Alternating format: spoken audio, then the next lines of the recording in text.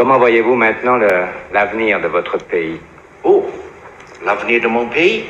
Oui, Monsieur le Président. Brilliant.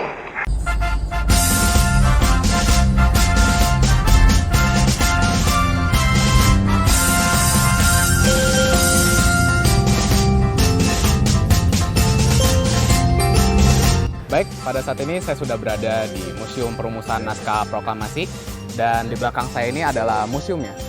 Seperti yang bisa kita lihat, gedung ini pada dahulu digunakan oleh Laksamana Tadashi Maeda sebagai kediaman pribadi dari Angkatan Laut Jepang.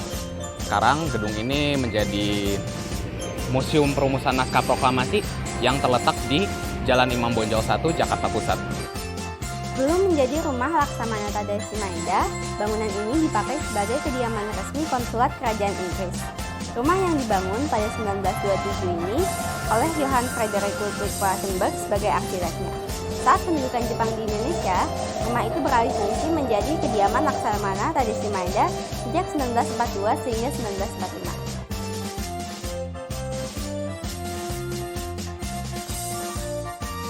Kita saat ini berada di ruang tamu, tempat di mana Ahmad Subarjo, Soekarno, dan Hatta meminta izin kepada Laksamana Tadashi Maeda untuk menggunakan rumahnya sebagai tempat perumusan naskah proklamasi.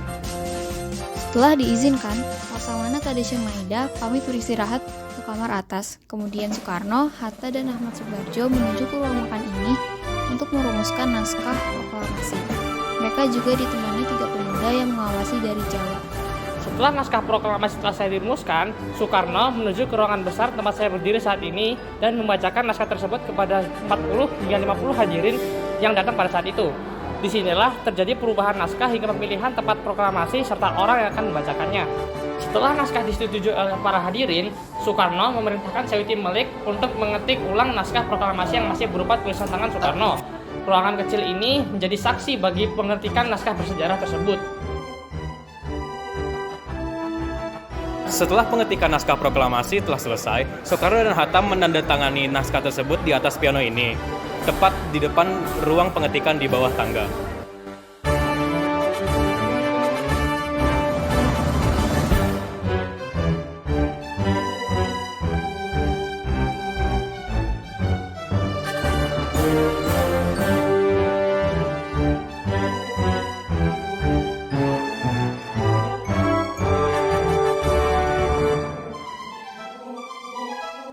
Selain koleksi diorama perumusan naskah proklamasi, museum ini juga memiliki beberapa koleksi relik-relik militer seperti pedang Shinjuto, helm baju Tetsubo, tongkat milik Tadashi Maeda, dan sebuah pisau naga kecil.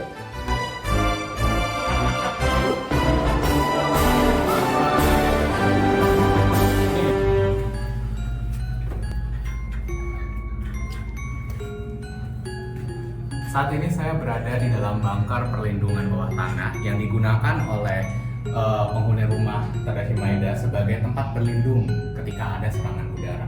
Tinggi bangkar ini kurang lebih 175 karena tinggi saya 170 dan masih ada jarak sekitar 5 cm di sini. Untuk bangkarnya sendiri bukan bangkar kedap udara karena di sini ada saluran udara yang masuk. Perkiraan saya saluran udara ini sebenarnya tidak langsung terbuka di atas, melainkan melalui lubang itu dan disalurkan menuju jalan. Di sini ada tempat perapian agar tidak kedinginan di dalam bangkar ini karena terkadang perlindungan di bawah serangan udara itu berlangsung cukup lama hingga berjam-jam. Dan itulah Museum Perumusan Naskah Proklamasi Kemerdekaan Indonesia. Gedung ini menjadi saksi sejarah bagi perjuangan bangsa yang begitu panjang menuju pintu kemerdekaan. Sekian dari kami. Wassalamualaikum warahmatullahi wabarakatuh.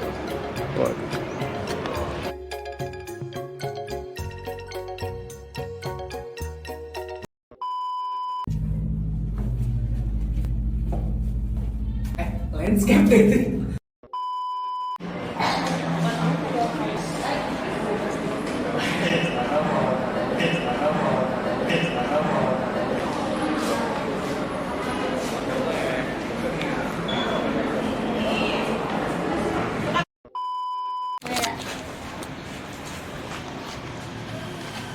Exposure-nya udah benar. Agak naik dikit ya, biar plakatnya kelihatan.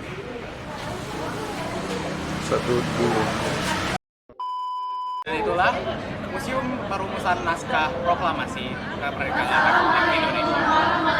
Sekian dari kami. Wassalamualaikum warahmatullahi wabarakatuh.